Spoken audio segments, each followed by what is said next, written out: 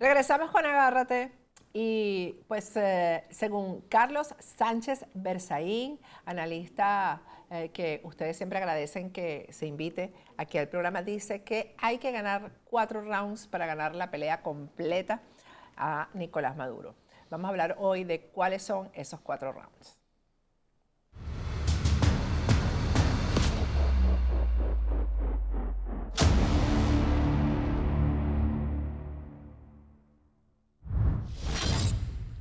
Regresamos con Agárrate y estoy acompañada de Carlos Sánchez Berzaín en este último segmento antes del operativo del domingo, porque nosotros vamos a descansar, como solemos hacer además que los viernes descansamos. Viernes y sábado vamos a descansar porque el domingo la pelea va a ser muy dura. Recuerden que vamos a estar transmitiendo desde las 4 de la tarde del domingo 28 hasta el final. Así que no se pierdan nuestro operativo y además les recuerdo, antes de comenzar con la conversación con Carlos Sánchez Berzaín, que se suscriban a nuestro canal. Eso es muy fácil, es gratis, se suscriben y además activan la campanita, porque con la campanita YouTube siempre te va a avisar cuando nosotros tengamos una publicación nueva. Suscríbete porque así nuestros contenidos se difunden mucho más. Gracias, Carlos Sánchez Berzaín. Yo quise terminar esta semana de análisis contigo porque la audiencia te agradece siempre mucho tus comentarios y me habías hablado de los 4 rounds que hay que ganarle a Maduro para poder sacarlo de la presidencia. Primero, el marco de referencia. El recuperar la libertad y la democracia para el pueblo de Venezuela tiene 2 conceptos estratégicos. Primero, la identificación del enemigo. Maduro es la representación del enemigo, pero no es el enemigo. El enemigo es un consorcio criminal de delincuencia transnacional que, liderado por Cuba, se ha expandido en este siglo en las Américas y que tiene a Venezuela como su plataforma principal y que controla además Nicaragua, Bolivia y que tiene 4 gobiernos paradictatoriales, democracias al servicio de las dictaduras, en México con López Obrador, en Colombia con Petro, en Brasil con Lula y en Chile con Boric. Es primero la identificación del enemigo. Maduro representa al enemigo, pero no es el enemigo. Segundo tema en el marco de referencia. Estamos confrontando como pueblo venezolano, como defensores de la libertad y la democracia en las Américas y en el mundo, a un grupo criminal. Entonces lo que hay que hacer es no acostumbrarnos a creer que ese grupo criminal va a pensar como democrático, va a pensar como tú o como yo, piensan como criminales. Entonces, para entenderlos, hay que tratar de ponerse en sus zapatos, en su mente criminosa, que tiene una sola regla: el poder nunca se entrega. Cuba, 65 años. Bueno, el poder nunca se entrega. Nunca se entrega. ¿Hasta dónde va Dogma a llegar? de Fidel. Bueno, ese es el marco de referencia. Ahora vamos a Venezuela. Venezuela ha producido en este año y en los últimos meses del año pasado un proceso extraordinario. Un proceso que, además de ser novedoso, valiente, es un proceso que ha quebrado la estructura del sistema de las dictaduras del socialismo del siglo XXI o del castrochavismo. Empieza con la posibilidad de hacer una elección primaria. Avanza con que en esa elección primaria una mujer gana con el 92 y tantos % y es María Corina Machado.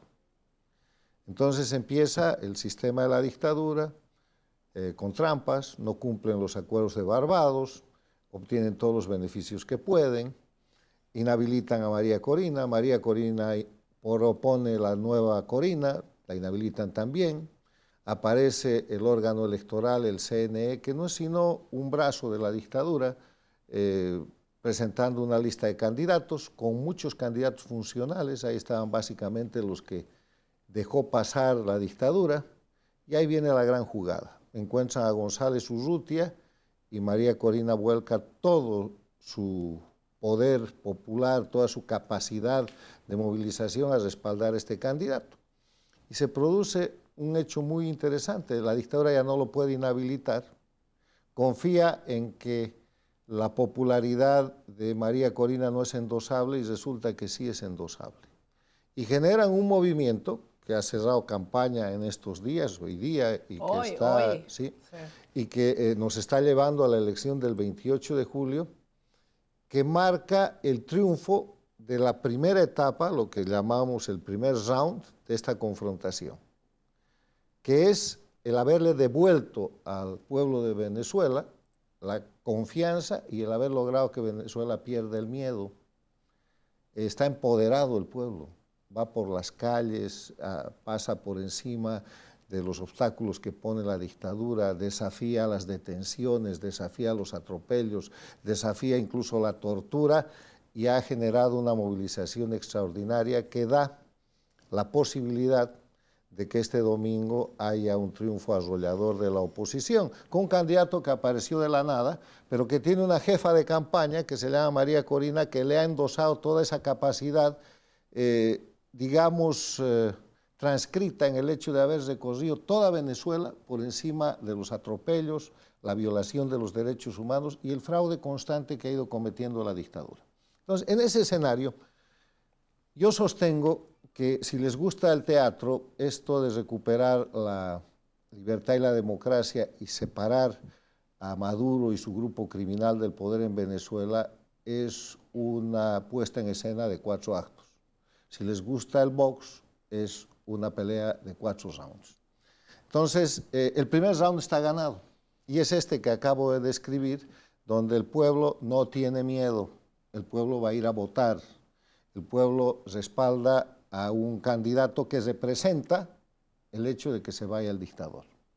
Y que se vaya el dictador quiere decir que cese en Venezuela la intervención cubana, rusa, china, iraní, quiere decir que cese la hambruna, quiere decir la posibilidad de que regresen los venezolanos a su país, quiere decir recuperar la libertad. Pero ¿cuál es el segundo acto o el segundo round? Se celebra este 28, el domingo. Es la votación. Y para ganar este segundo desafío tienen que pasar 2 cosas, en mi opinión. La primera, tiene que haber una votación masiva. Tiene que haber una votación del 60, del 70, ojalá, como se prevé, del 80%. Porque uno de los fraudes que ya ha cometido la dictadura es impedir el voto de los venezolanos. Ha bloqueado el voto de 5 o más millones de venezolanos en el exterior y ha dejado 69.000. Y dentro de Venezuela ha bloqueado 3 o 4 millones de venezolanos que no van a votar. Les quiero recordar que en la última elección fraudulenta de Maduro, la gente que concurrió a votar fue el 46%.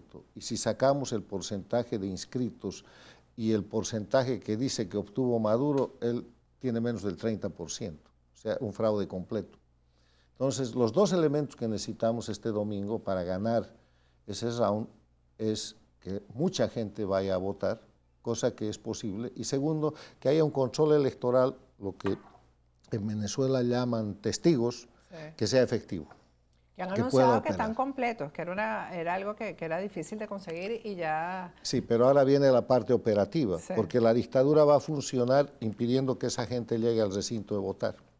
Cuando llegue al recinto de votar la va a amenazar, la va a agredir seguramente. Cuando supere ese desafío o no se produzca, va a impedir el registro. Y cuando haya hecho el registro, la dictadura todavía va a intentar alterar ese dato a través de los dígitos y del manejo electrónico que tiene. Porque la manera de demostrar el fraude en Venezuela es tener la foto del acta que refleja la votación real en cada mesa y comparar eso con el resultado final que ofrezca mesa por mesa el CNE. Entonces, si se hacen esas 2 cosas, se ha ganado el segundo round y eso lo vamos a saber a la medianoche del domingo 28 o temprano el lunes 29. Y viene el tercer acto o el tercer round. Y el tercer acto es la narrativa de la victoria. La oposición va a salir obviamente a decir que ha ganado, pero Maduro también va a salir a decir que ha ganado. Porque lo único que le queda a la dictadura de Maduro en este momento es el gran fraude electoral. Ya ha falsificado para eso encuestas, ya ha falsificado declaraciones, de salir a decir que ha ganado. Y en ese sentido yo no creo en el cambio del gobierno paradictatorial de Lula, que dice el que gana, gana, sí, el que gana, gana, pero de repente lo que está esperando es que Maduro diga que ha ganado. O sea, ha sido mucho más claro Boric diciendo hay que respetar la voluntad popular y el voto efectivo. Ok. Entonces va a venir el tercer round de la pelea por la narrativa. Si es que eso, si la victoria es tan clara el domingo que Maduro se ve derrotado, se habrá ganado el tercer round y viene el definitivo. La entrega del poder es en enero. Entonces tenemos agosto, septiembre, octubre, noviembre, diciembre, 6 meses. No hay un país, un antecedente de un cambio de poder tan largo como eso, y con una dictadura en medio cualquier cosa puede pasar. Entonces, las condiciones están dadas para un gran triunfo, las condiciones están dadas para una gran concurrencia de votación. Las encuestas reales dicen que González Urrutia debería ganar con un 40% de ventaja sobre Maduro. Las encuestas reales muestran que Maduro tiene un repudio del promedio del 80% del pueblo venezolano. Eso baja porque parte de ese pueblo no va a votar. Claro. Entonces, bueno, digamos 70%, pero Maduro no puede pasar sino con fraude de una votación del 20 o 25%. Entonces, todo está hecho, tienen una gran dirigencia, tienen un pueblo movilizado, ha recuperado su capacidad de resistencia civil activa el pueblo venezolano y todo está listo para que ganen. O sea, solo es que hay que saber lo que puede pasar y entender que la disputa es contra un grupo de delincuencia organizada transnacional que nunca entrega el poder.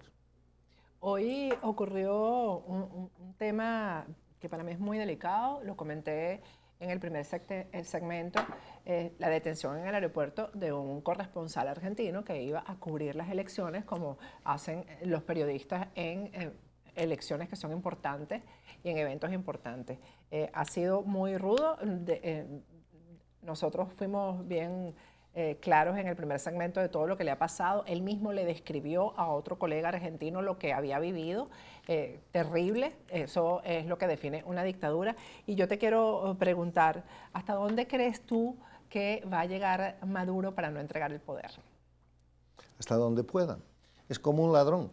¿A dónde llega un ladrón para robar un banco? Entra al banco, saca una pistola, asusta a la gente, dispara, de repente tiene que matar a alguien, coge el botín, se enfrenta con la policía hasta que lo paran. O sea, así funcionan, son criminales. Y en ese sentido lo que hay que hacer es lo que está haciendo María Corina y la gran dirigencia y la gran movilización con González Urrutia al pueblo venezolano, persistir y resistir. Esa es la fórmula y está funcionando bien y no hay otra fórmula. Y ahí yo les quiero decir, todavía van a pasar cosas, porque no nos olvidemos, esta no es una elección normal. Esta es una elección en dictadura. Esta es una elección en la que están acostumbrados los socialistas del siglo XXI, castrochavistas, primero, a que el pueblo vote pero no elija. Resulta que ahora el pueblo va a votar y quiere elegir. Segundo, están acostumbrados a tener un grupo gigantesco de opositores funcionales que por ahora están neutralizados. Van a aparecer el lunes para respaldar el supuesto apoyo, apoyar a Maduro si él dice que ha ganado. Van a aparecer, están ahí. Tercera cosa es que están acostumbrados a someter a una oposición y a un pueblo que a través del terrorismo de Estado, que es la comisión de crímenes para producir miedo en la población y a través de ese miedo someter las conductas de la gente, están acostumbrados a someter al pueblo. Eso se ha quebrado. El terrorismo de Estado no está funcionando y no va a funcionar en Venezuela. Entonces tienen todas las de perder. ¿Por qué tienen todas las de perder? Porque se ha caído su farsa electoral, se han caído sus instrumentos de terrorismo de Estado, de fraude electoral, y se ha caído incluso parte de su soporte internacional. Rusia, China, Irán todavía no han hablado, hablarán a su favor. Cuba está calladita. La dictadura de Nicaragua y Bolivia no han hablado, pero los paradictatoriales ya han asumido una posición que sirve o para defender de verdad la democracia o para apoyar al dictador, pero parece un desmarque que muestra sobre todo una reacción al exabrupto, que no es un exabrupto, de Maduro, que dice que si él pierde va a generar un baño de sangre y una guerra civil. La respuesta de María Corina ha sido genial, dice, para guerra se necesita enemigos, aquí no tenemos enemigos. Si todos los venezolanos queremos que se vaya, entonces, ¿con quién va a ser la guerra? Entonces, a mí me parece que todo está hecho para un gran triunfo del pueblo venezolano, que va a ser el triunfo de América Latina, el triunfo de la democracia en las Américas, y que va a suponer, y este es otro de los grandes beneficios, el punto de quiebre para la caída del resto de las dictaduras. Sí, Por eso es que esta batalla no es con Maduro, es con la dictadura de Cuba y toda la estructura criminal que ellos manejan. Pero tú habías dicho aquí en este programa que eso venía, y Sí. lo dijiste hace meses, cuando todavía parecía increíble, cuando no se había gestado todo este movimiento ciudadano. Todavía. Patricia, es la realidad objetiva. ¿Por qué? Porque las dictaduras del socialismo del siglo XXI, Venezuela, Cuba, Nicaragua, Bolivia, el jefe es Cuba, no tienen pueblo, no tienen economía, no tienen narrativa, nadie les cree el cuento de la revolución bolivariana, ya ni la han mencionado en esta campaña, no sé si has notado, no hay propaganda de la revolución La bolivariana. revolución no. Bueno, y no tienen opciones. Entonces, esto es simplemente tiempo. Y el primer hecho histórico que se ha presentado con un manejo realmente extraordinario y ejemplar de parte de la oposición real es Venezuela. Y van a ser derrotados, ya están siendo derrotados en presente continuo. Han perdido la primera gran batalla. El domingo van a perder la segunda. La tercera es más rápida, la de la narrativa. Los 6 meses para la entrega del poder es algo en lo que hay que poner verdadera atención, porque ahí pueden aparecer los rasgos de verdadera conducta criminal de la dictadura castrochavista. ¿Cómo crees tú que se van a portar los militares en medio de todo esto que definitivamente son fundamentales, Carlos? Trabajas duro para sacar a los tuyos adelante.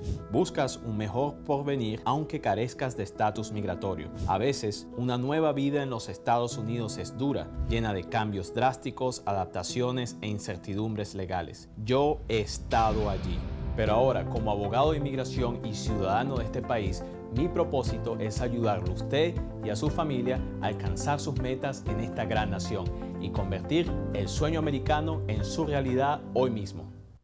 ¿Los militares cómo se van a portar con todo esto? Una de las cosas que el socialismo del siglo XXI hace con las Fuerzas Armadas es transformar las Fuerzas Armadas de la nación, que quieren decir el pueblo en armas para defender la república y la soberanía, en las Fuerzas Armadas del régimen, que quiere decir unos grupos armados absolutamente sometidos al crimen organizado. Pero ese control se opera a través de los mandos, que son los que enriquecen, que son los que se benefician de esa participación delictiva que tienen.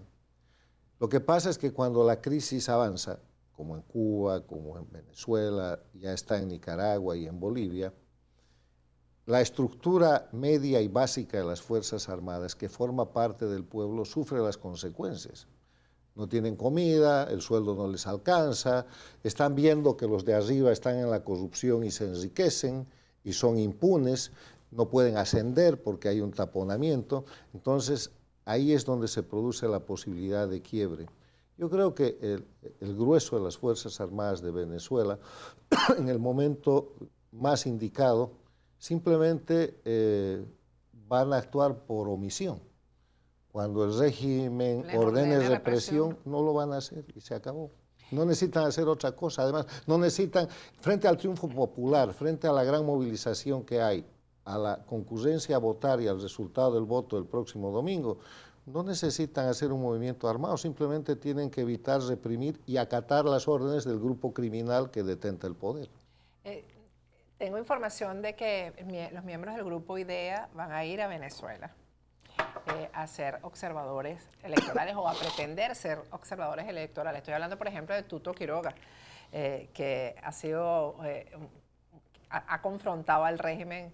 Sí, pero Tuto tiempo. tiene un doble papel que es muy censurado en Bolivia. Pasa con Tuto, que es el socio de Evo Morales, es el que le ha entregado la Constitución de la República de Bolivia, porque Quiroga tenía el control de la mayoría del Congreso en Bolivia el año 2008-2009. Y hace una negociación con Evo Morales y a cambio de prebendas falsifican una ley y permiten el Estado plurinacional y permiten la reelección continua. Él ha sido siempre un gran opositor en el tema de Venezuela, pero no se mete con Cuba. Y dentro de Bolivia es un opositor funcional. Entonces, en ese grupo de ideas hay gente de mucho más valor, como el expresidente Miguel Ángel Rodríguez de Costa Rica, que ha sido el secretario general de la OEA, derrocado por el socialismo del siglo XXI, un hombre ejemplar. Está Fox, que se puede uno querer o no querer, pero que ha tenido una conducta limpia en su presidencia en México. Y está la presidenta Chinchilla de Costa Rica. Bueno, ahora, más allá todos, de eso... que van a ir todos. Sí, van a ir, pero más allá de eso, yo pondría la descripción de los expresidentes al revés, porque además Tuto Quiroga fue el suplente. Él tomó la presidencia por un año porque se murió Banzer, por nada más. Nunca nadie votó por Tuto Quiroga presidente, pero se vende bien, claro. Propagandea, pero en Bolivia tiene un repudio absoluto porque es señalado como un opositor funcional. O sea, es como, a ver, Rosales, ¿te gusta?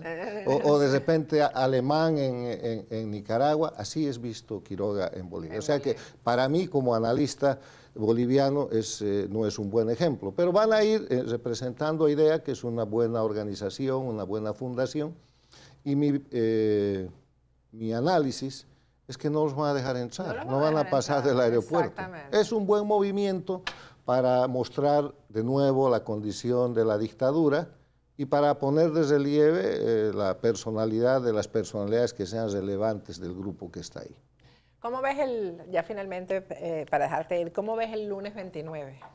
Bueno, es el día después, es el día de la pelea por la narrativa. Podrá estar todavía continuando la pelea por el porcentaje de votación y por el control electoral que se ha ejercido, pero en base a esa votación y ese control electoral, el lunes 29 empieza una lucha por la narrativa de la victoria, que puede ser muy clara a favor de la oposición o que puede ser discutida por la dictadura, en cuyo caso eso será muy corto, será muy largo. Esa disputa puede tardar un par de días o puede tardar un par de meses. Y va a tener que ver con la demostración del fraude, por un lado, y con la violación de más derechos humanos, de comisión de más crímenes y ejercicio de más terrorismo de Estado por parte de la dictadura. O sea, la pelea es cuerpo a cuerpo, es trinchera por trinchera y es una pelea que no tiene cuartel. Gracias, Carlos Sánchez Berzaín, gracias por el análisis y bueno, nos vemos hablamos después de... En el tercer round nos vemos, porque el segundo va a ser muy rápido. Así es. Solo dura un día. Así es. Bueno, con esto yo me despido hasta el domingo. Recuerden que a partir de las 4 de la tarde vamos a estar transmitiendo. Suscríbanse a nuestro canal, a Factores de Poder, activen la campanita. Nosotros vamos a estar ahí en vivo hasta el final. Somos 8 conductores, 8 anclas que vamos a estar turnándonos, pero para darles la mejor información, la información más clara, más precisa, con además el análisis al que ustedes están acostumbrados aquí en nuestro canal. Así que a descansar, a rezar, a orar, a serenarse, porque el domingo viene una pelea muy dura. Así que hasta el domingo y sigan con los 15 minutos de José Antonio Colina.